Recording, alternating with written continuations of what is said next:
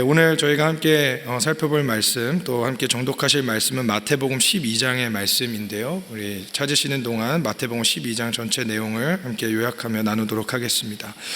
마태복음 12장에서는 예수님의 사역을 방해하는 바리새인들이 등장합니다. 사람들을 안식으로 초대하신 예수님은 안식일이 어떤 날이신지를 가르치십니다. 안식일은 주님의 날이면서 또한 사람을 위한 날입니다. 배고픈 자가 배부르고 병든 자가 고침을 얻습니다. 그래서 예수님은 안식일에 율법에 매이지 않고 병든 자를 고치셨습니다.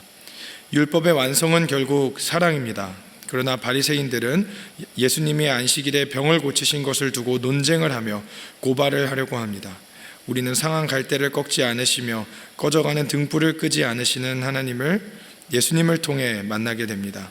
예수님은 진정한 안식을 주시는 분이시며 그분께 나오는 자가 참된 안식을 누릴 수 있습니다. 이 시간 함께 마태복음 12장을 들으시며 정독하시겠습니다.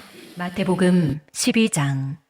그때에 예수께서 안식일에 밀밭 사이로 가실새 제자들이 시장하여 이삭을 잘라 먹으니 바리새인들이 보고 예수께 말하되 보시오, 당신의 제자들이 안식일에 하지 못할 일을 하나이다. 예수께서 이르시되 다윗이 자기와 그 함께한 자들이 시장할 때의 한 일을 읽지 못하였느냐. 그가 하나님의 전에 들어가서 제사장 외에는 자기나 그 함께한 자들이 먹어서는 안 되는 진설병을 먹지 아니하였느냐. 또 안식일에 제사장들이 성전 안에서 안식을 범하여도 죄가 없음을 너희가 율법에서 읽지 못하였느냐. 내가 너희에게 이르노니 성전보다 더 큰 이가 여기 있느니라. 나는 자비를 원하고 제사를 원하지 아니하노라 하신 뜻을 너희가 알았더라면 무죄한 자를 정죄하지 아니하였으리라. 인자는 안식일의 주인이니라 하시니라. 거기에서 떠나 그들의 회당에 들어가시니 한쪽 손 마른 사람이 있는지라. 사람들이 예수를 고발하려 하여 물어 이르되 안식일에 병 고치는 것이 옳으니이까.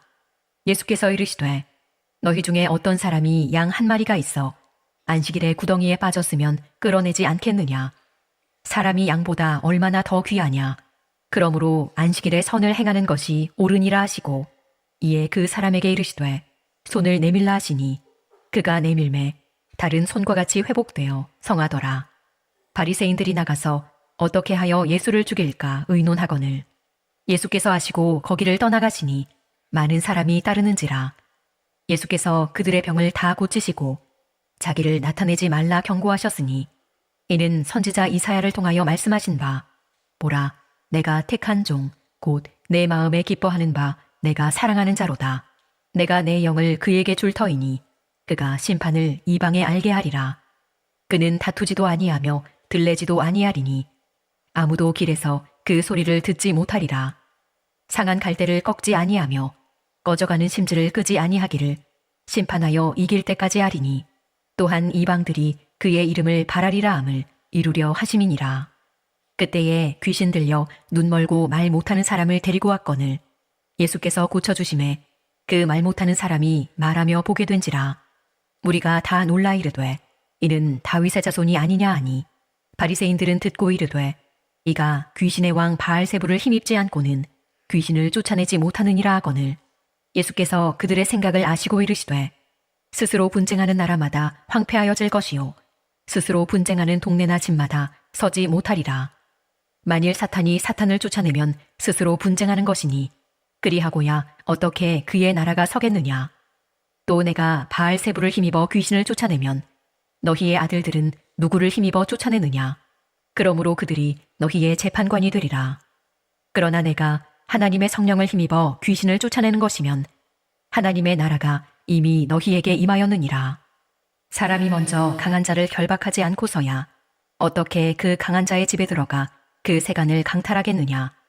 결박한 후에야 그 집을 강탈하리라.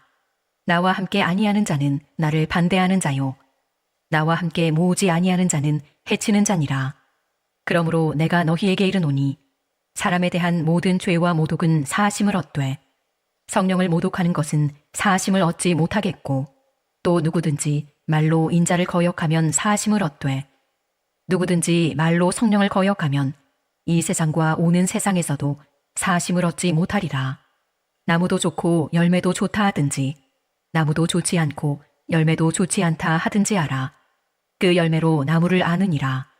독사의 자식들아, 너희는 악하니 어떻게 선한 말을 할 수 있느냐?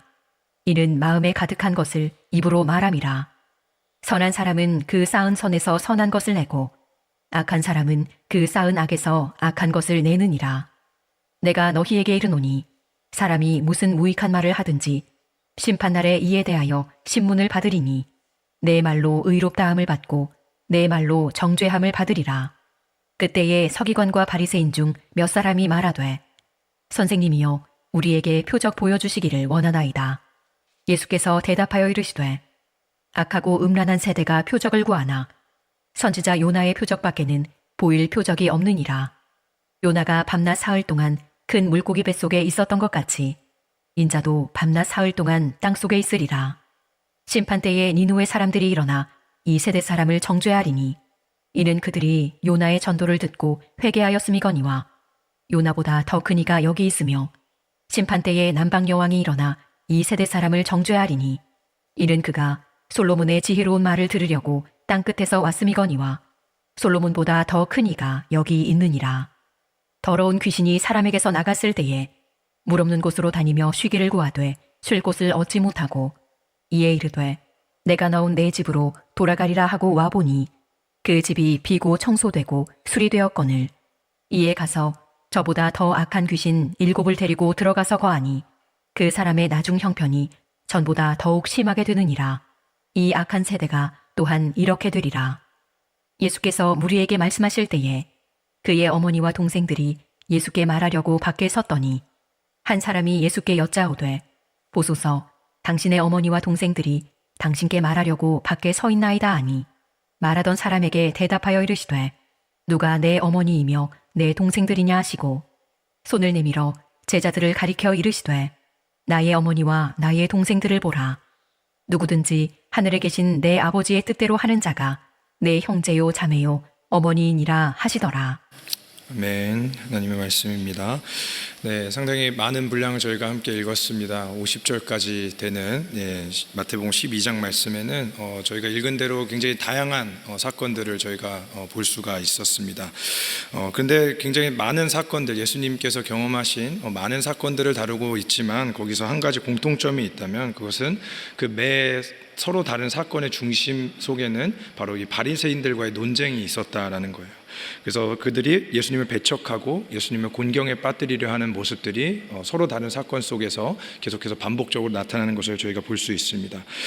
많은 내용들 중에서 오늘 특별히 1절로 14절까지 말씀을 중심으로 예수님과 바리새인들 사이에 벌어진 이 안식일 논쟁에 대한 말씀을 함께 이 시간 살펴보기를 원합니다.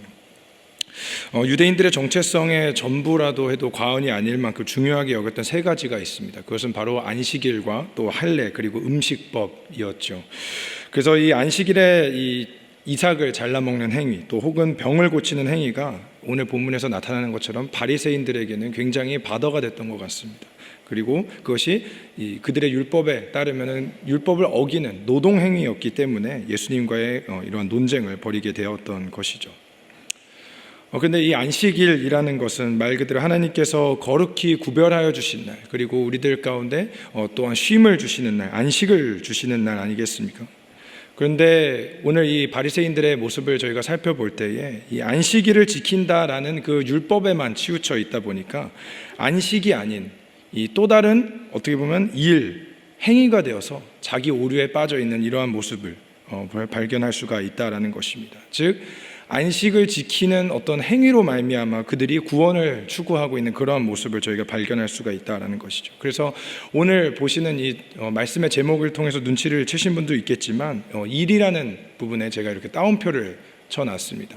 물론 안식일이라는 어떤 한 단어로서 우리가 한 데이를 이렇게 사바스 데이를 의미하는 것일 수도 있지만 여기서 말씀드리고 싶었던 것은 이 일에 대한 강조점을 함께 언어 유희적으로 표현하고 싶었습니다. 월드 플레이를 한 것이죠. 그래서 오타가 아닙니다. 마치 우리에게 주신 그 안식일, 쉼을 위해서 주신 안식일이 유대인들에게는 또 종교 지도자들에게는 또 하나의 일거리처럼 여겨진 그때의 당시를 풍자하면서 월드 플레이를 하는 그러한 제목인 것입니다. 그래서 결국 일과 워크 자체에 몰두해서 또 구원을 얻고자 하는 그러한 모습, 그로 인해서 자기의 의를 드러내고 또 그에 미치지 못하는 자들을 함께 또 힐난하고 비판하며 정죄하는 그러한 모습들, 그런 모든 모습들이 결국에는 예수님께서 책망하시는 모습들이었다라는 것이죠.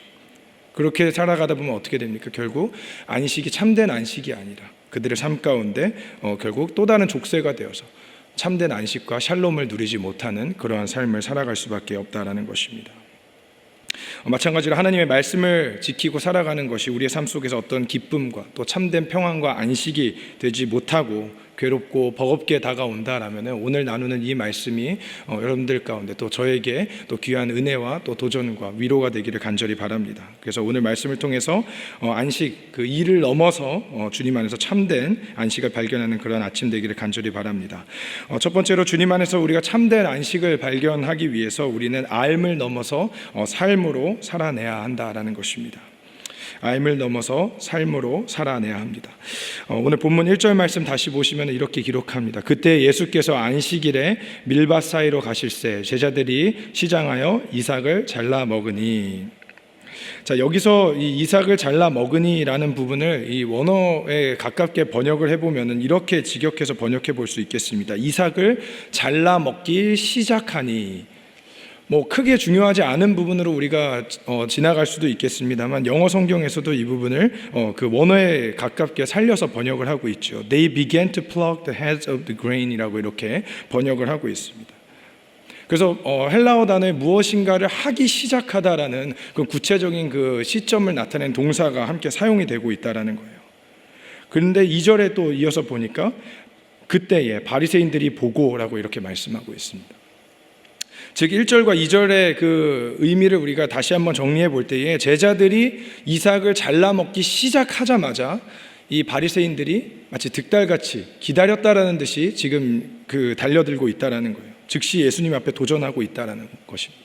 즉 다시 말해서 이 남이 실수할 기회를 계속해서 감시하는 듯이 계속해서 눈여겨보고 있다가 그 이삭을 잘라 먹기 시작하자마자 지금 달려들고 그들을 비난하고 정죄하고 있는 모습, 그것이 바로 지금 바리새인들의 모습이었다라는 것입니다. 왜 그렇습니까? 앞서도 잠시 말씀드렸지만 이 바리새인들의 입장에서 이처럼 곡식을 자르는 것, 또 곡식의 껍질을 까는 것, 이 모든 것들 하나하나가 일련의 노동 행위였기 때문에 그렇습니다.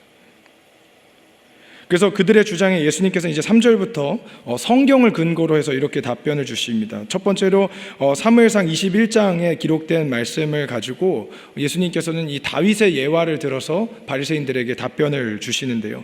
당시에 제사장들만 먹을 수 있었던 그 진설병을 먹게 된 다윗과 다른 형제들의 그 사건을 이렇게 예로 들면서 바리새인들에게 반문하십니다.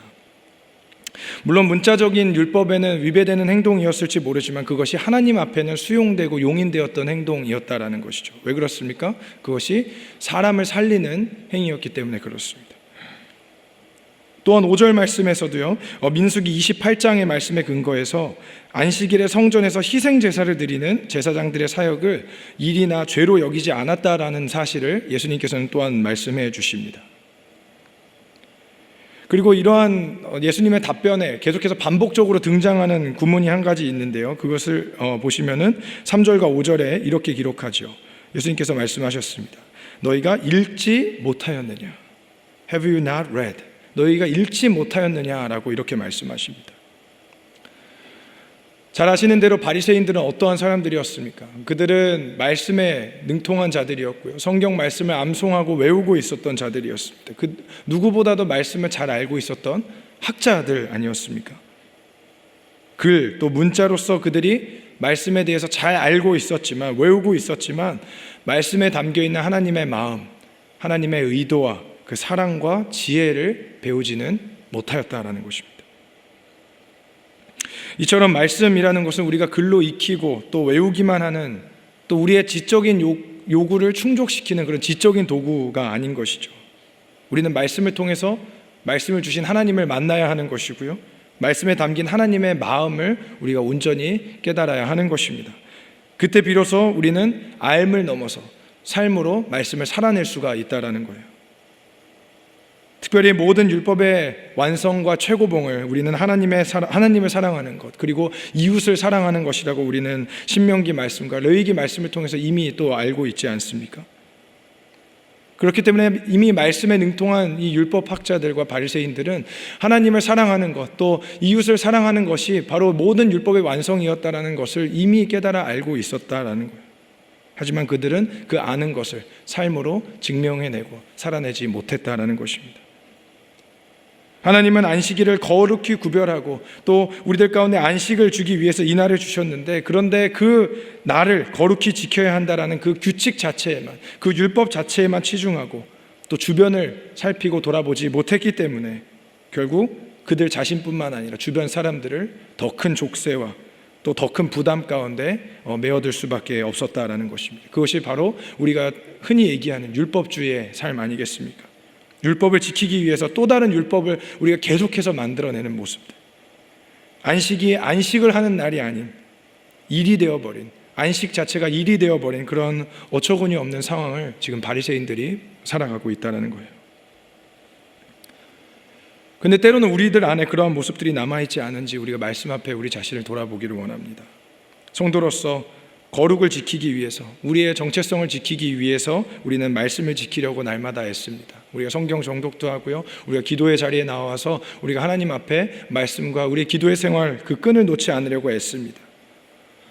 근데 때로는 우리가 하나님의 말씀을 그저 많이 아는 것이 우리의 경건의 열매이고 우리의 경건의 전부이라고 착각할 때도 있습니다. 말씀에 담긴 진짜 하나님의 마음과 의도를 놓치고 말씀을 우리가 하나님의 마음대로, 하나님의 의도대로 적용하는 것이 아니라 우리의 자의적으로 해석하고 적용해버리는, 그래서 때로는 우리가 확대하거나 축소해서 말씀을 이해하는 그러한 모습들, 또 거기서 파생되어서 나 자신만의 새로운 규칙들을 만들어가면서 경건을 지키려 하는 그러한 모습들이 있다면 결국 그것은 나의 의를 드러내거나 혹은 내 주변 사람들을 너무나도 괴롭게 만드는 것이 될 수 있다는 것입니다. 그것이 바로 오늘 말씀에서 나타나고 있는 바리새인들의 모습인 것이죠. 경건의 모양은 있으나 경건의 능력은 사라져버린 그러한 모습이 바로 오늘 말씀에 나타나고 있는 바리새인들의 모습이며 저와 여러분들이 주의해야 될 모습이 아닐까 생각합니다. 그렇기 때문에 12장을 시작하기 바로 직전에 11장 말씀에서 11장 28절 말씀에서 예수님께서는 이러한 말씀을 먼저 해주셨습니다. 성경 말씀을 보시면 이렇게 기록하는데요, 수고하고 무거운 짐진 자들아 다 내게로 오라. 내가 너희를 쉬게 하리라. 나는 마음이 온유하고 겸손하니 나의 멍에를 메고 내게 배우라. 그리하면 너희 마음이 쉼을 얻으리니 이는 내 멍에는 쉽고 내 짐은 가벼우니라. 우리는 이미 주 예수 그리스도 구원의 은혜로 종에서 자유인이 된 것을 믿으십니까? 그렇다면은 그것이 우리의 정체성임을 우리가 분명히 믿고 나아간다라면은 우리는 하나님의 말씀 앞에 또 그 율법을 가지고 다시 종의 삶으로 역행해서는 안 되는 것입니다. 말씀을 온전히 살아낸다라는 것은 그저 우리가 기록된 말씀으로 나나 누군가를 그 말씀의 잣대에 계속해서 날카롭게 빗대고 비추어서 속박시키는 것이 결코 아니다라는 거예요. 말씀에 담긴 하나님의 사랑과 또 자비와 은혜를 발견할 때에 우리는 그저 자격 없이 용서받은 나 자신을 먼저 발견할 수가 있다는 것입니다. 그리고 그 받은 용서를 가지고 내 주위의 사람들을 향해 결코 정죄가 아닌 용납과 자비를 우리도 삶 속에서 실천하며 살아낼 수가 있다는 것이죠. 그것이 바로 알을 넘어서 삶의 단계로 실천하며 살아내는 하나님의 말씀이며 마침내 우리를 참된 안식으로 인도해 주신다는 겁니다. 하나님 안에서 하나님께서 주신 그 말씀대로 우리의 삶 속에서도 자비와 은혜를 실천하며 우리 삶 속에서 참된 안식과 평안을 누리는 그러한 성도님들 되시기를 주님의 이름으로 축원합니다. 또한 두 번째로 우리가 삶 속에서 참된 안식을 위해서 기억해야 될 것은 우리가 형식을 넘어서 본질을 붙잡아야 한다라는 것입니다. 형식을 넘어서 본질을 붙잡으시기 바랍니다. 6절 말씀입니다. 주님께서 이렇게 말씀하셨죠. 내가 너희에게 이르노니 성전보다 더 큰 이가 여기 있느니라. 유대인들에게 있어서 성전은 하나님 임재의 상징이었습니다. 너무나도 중요한 물리적인 공간, 또 예배를 드리는 장소. 그래서 구약에서 성막과 성전은 그렇게 하나님을 만나는, 유대인들이 하나님을 만나고 경험하는 그러한 너무나도 귀중한 장소였다라는 것입니다. 그런데 또한 한편으로 우리가 생각해 볼 때 성막과 성전은 그저 하나님의 임재를 암시하고 또 나타내는, 실체를 대변하는 그저 모형에 불과하다라는 것이죠. 모형이면 형식이다라는 거예요. 모형보다 실체가 더 중요한 것이고요, 형식보다 본질이 더 중요할 수밖에 없다라는 것입니다. 구약에 수많은 말씀들이 있죠. 출애굽기, 레위기, 열왕기 말씀, 또 수많은 선지서 말씀들, 에스겔, 스가랴 등을 통해서 볼 수 있지만 성전이 그저 어떤 건물로서 또 구조물로서 그 의미 이상을 갖고 있다는 것을 우리는 너무나도 잘 알고 있습니다. 하나님의 임재의 상징일 뿐만 아니라 하늘과 땅이 만나는 그러한 장소이고 또 생명의 상징이며 그것을 통해서 생수의 강이 흘러나온다는 것을 우리는 수많은 구약의 말씀들을 통해서 이미 읽은 바가 있습니다. 물론 하나님의 임재의 상징임은 우리가 분명하지만 하나님께서는 이 성전 안에 계시는 것이 아니라 성전 그 밖에 어디에도 그 성전에만 국한되는 그런 분이 아니시다라는 것 또한도 우리는 말씀을 통해서 너무나도 잘 알고 있습니다. 그렇기 때문에 말씀에 능통한 바리새인들의 입장에서 역시도 그들은 이 성전의 의미가 무엇인지를 분명히 깨달아 알아야 했었습니다. 성전을 통해서 그들은 성전 자체에만, 건물 자체에만 그들이 집중하는 것이 아니라 성전 너머에 있는 그 본질과 실체를 그들이 갈망해야 했다라는 거예요. 바로 우리 가운데 장막을 치신 성전의 실체 되신 예수 그리스도를 그들이 만나야 했다라는 것입니다. 그분이 바로 본질이시고요, 바로 예수 그리스도가 우리 삶의 실체이시고 또한 결코 성전 안에 가둘 수 있는 분이 아닌 성전보다 크신 살아계신 하나님이심을 우리가 믿어야 한다라는 것입니다. 그렇기 때문에 예수님께서 말씀하셨죠. 7절 말씀입니다. 7절 말씀 우리 함께 같이 읽어보겠습니다. 시작. 나는 자비를 원하고 제사를 원하지 아니하노라 하신 뜻을 너희가 알았다면 무죄한 자를 정죄하지 아니하였으리라. 여기서 참된 의미를 알았다면, 너희가 이 뜻을 알았다면 이라고 이렇게 말씀하시죠.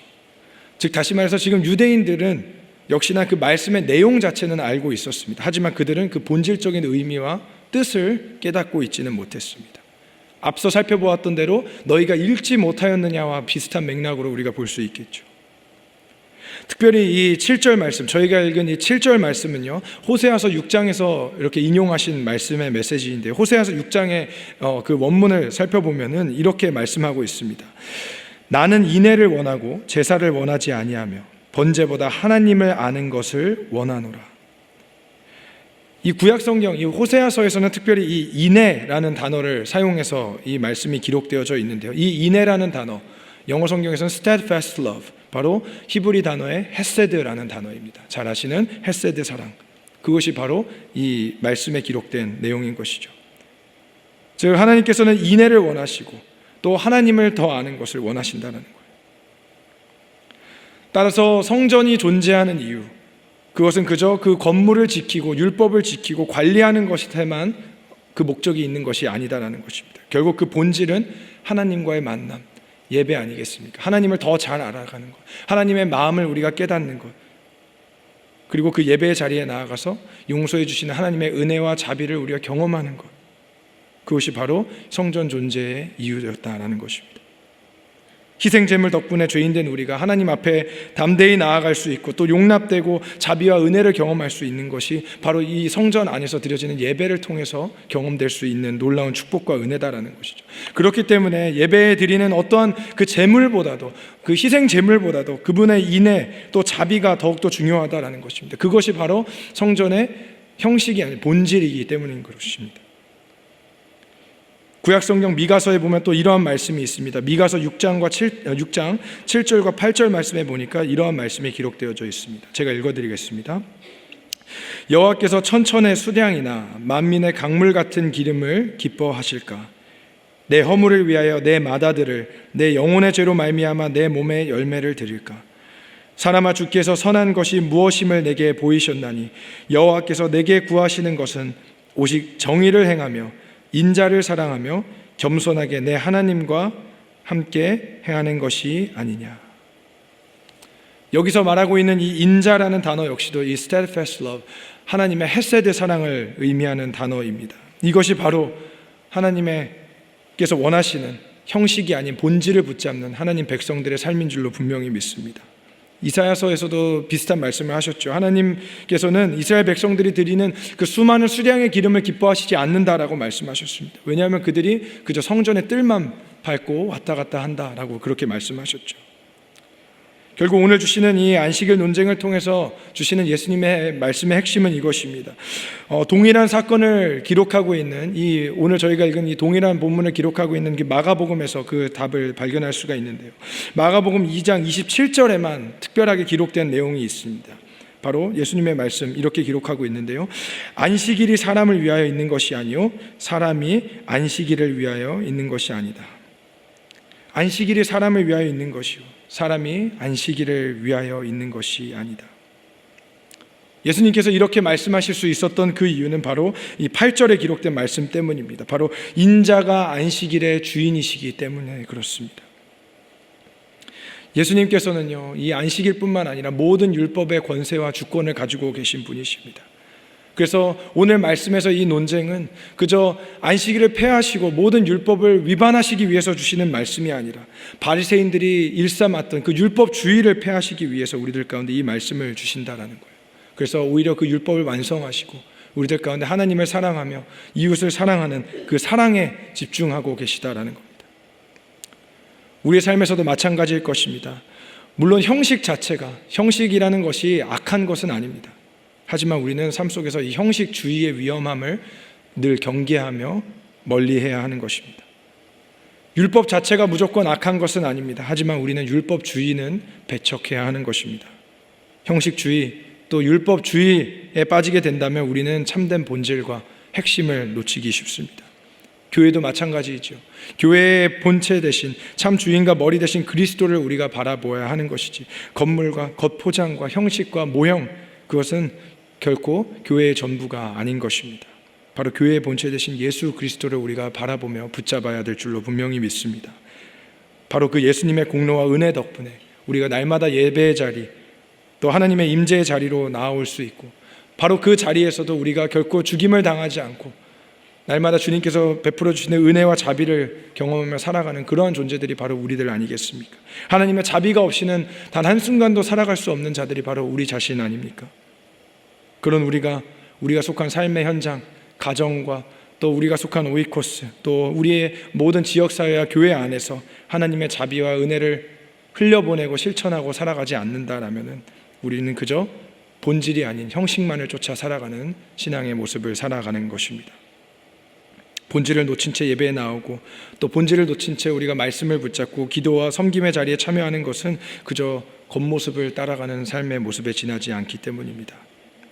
하나님의 사랑, 하나님 아버지의 변치 않으시는 그 헤세드 사랑을 기억하시기를 주님의 이름으로 축원합니다.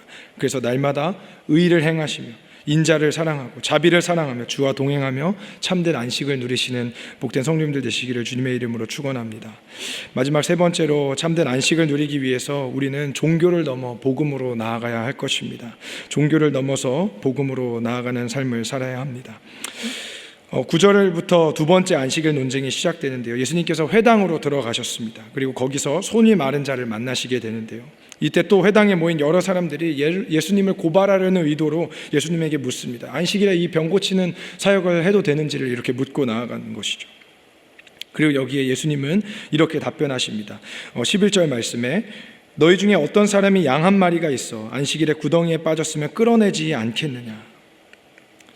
이 당시 문헌에 비추어 볼 때 유대인들은 안식일에 구덩이에 빠졌던 짐승을 구하는 일을 허용했습니다. 그리고 이를 이미 예수님께서는 알고 계셨고요. 그렇기 때문에 예수님은 인간이 한낱 동물보다도 미천한 존재인가라는 그런 부분을 강조하시면서 지금 유대인들과 이 토론을 벌이고 있다는 것입니다. 그래서 안식일에 이런 병 고치는 사역이 충분히 가능하다라는 것을 말씀하고 있는 거예요.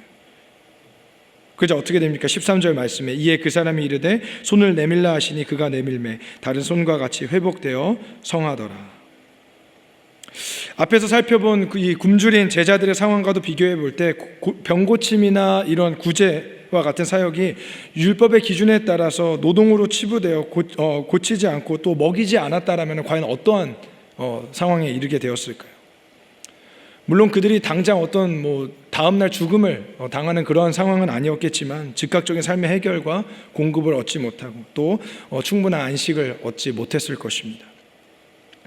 이처럼 종교주의, 또 형식주의, 또 율법주의에는요 생명이 없습니다. 하지만 복음에는 생명이 있습니다. 왜냐하면 복음은 살리는 것이기 때문입니다. 율법에 따라 마땅히 처벌을 받아야 할 상황이 있어도 살 길, 또 피할 길을 얻는 것, 그것이 바로 복음이고 자비이며 또 은혜이기 때문입니다. 그게 바로 우리 주 예수님께서 우리를 위해 십자가에서 담당하신 일이죠. 그리고 그것이 바로 복음입니다. 두 번째 대지를 통해서 살펴본 대로 복음의 능력을 경험한 사람은 복음을 살아내는 삶이고 또한 우리 삶과 주변 사람들에게 자비와 은혜를 계속해서 흘려보내고 공급해주는 그런 삶이다라는 거예요. 또 그러한 모습들을 통해서 우리가 복음을 살아내고 있는지를 우리는 분별하고 판단할 수 있다는 것입니다. 결국 종교생활 또 율법에 얽매인 삶에 마음에 남는 것은 무엇입니까? 14절 말씀입니다. 바리새인들이 나가서 어떻게 하여 예수를 죽일까 의논하거늘. 여기서 말하고 있는 이 죽인다라는 표현은 그 원문의 어감은 훨씬 더 강한 단어가 사용이 되었습니다. 영어 단어에서도 이 destroy로 번역을 하고 있는데요, 그 원문 단어에는 이러한 의미가 있습니다. 완전히 파괴하다, 패망시키다, 멸망시키다 라는 단어의 뜻을 가진 단어가 바로 이 죽인다로 번역된 헬라어 단어입니다. 우리가 그저 종교 생활에만 심취하다 보면은 이 손이 메마른 병자보다도 더 메마르고 강팍한 영혼의 상태로 나 자신뿐만 아니라 내 주변 사람들을 왜곡하게 바라보기 시작합니다. 종교 생활을 통해 불필요한 어떤 경쟁의식과 또 질투심, 또 적립심, 어떤 리워드, 땅의 상급을 우리가 기대하면서 살아갈 수밖에 없다라는 거예요. 교회를 아무리 오래 다녀도 우리 안에 수시로 찾아오는 그러한 종교적인 습관과 겉모습에 치중한 종교 생활의 패턴이 남아있다면 우리는 반드시 오직 복음, 오직 예수 그리스도를 붙잡아야 할 줄로 분명히 믿습니다. 우리가 만난 예수님, 복음의 능력과 은혜로 하루하루를 살아가야 한다는 거예요. 종교 생활에 앉아있는 그런 예배의 자리가 아니라 하늘과 땅이 만나는 아바 아버지의 사랑과 은혜를 경험하는 그런 깊은 교제와 감격이 있는 예배가 되기를 주님의 이름으로 축원합니다. 체크리스트처럼 날마다 체크하는 데만 우리가 연연되어 있는 그런 성경 말씀 정독의 시간이 아니라 말씀을 통해서 날마다 하나님의 사랑과 자비와 은혜를 경험하는, 하나님의 말씀의 음성을 날마다 듣고 깊은 교제의 단계로 나아가는 그러한 시간이 되기를 간절히 바랍니다. 그것이 바로 종교가 아닌 복음 안에서 누리는 참된 안식과 평안인 줄로 분명히 믿습니다. 말씀을 정리합니다. 참된 안식을 누리기 위해서 우리는 말씀의 지식의 바운더리를 넘어서 삶의 단계로 실천의 자리로 나아가야 합니다. 또한 형식과 비본질을 넘어서 본질을 붙잡아야 하고요, 또 종교 생활을 넘어 복음 중심의 삶을 살아내야 하는 것입니다. 그 이유는 바로 이렇습니다. 바로 성전보다 높으신 이 모든 율법의 주인이신 예수님께서 우리보다 먼저 우리의 이해와 지식을 뛰어넘어 이 땅에 오셔서 당신의 사랑과 자비를 먼저 보여주셨기 때문입니다. 하늘 보좌를 넘어 우리를 위해 먼저 찾아와 주셨기 때문에 우리는 주님 안에서 안식을 얻기 위해 일하고 애쓰는 것이 아닙니다. 이미 우리의 자격과 상관없이 우리에게 영원한 안식을 선물로 주셨습니다. 주 안에서 누리는 안식이 억지로 지켜야 되는 또 하나의 일이 되지 않기를 간절히 바랍니다. 우리의 섬김과 또 나눔과 구제, 이러한 것들이 결코 또 하나의 규칙이 되거나 나의 지위와 내 이름과 영광을 드러내는 도구가 되지 않기를 바랍니다. 오직 복음 안에서 누리는 자유, 참 샬롬과 안식을 경험하시는 모든 열린문의 성도님들 되시기를 주님의 이름으로 축원합니다.